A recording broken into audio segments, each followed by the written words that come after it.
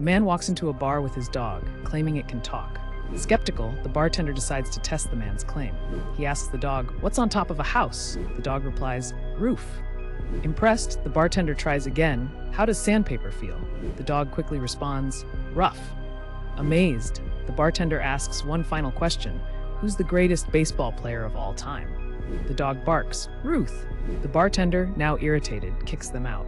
Once outside, the dog turns to the man and says, "Maybe I should have said DiMaggio."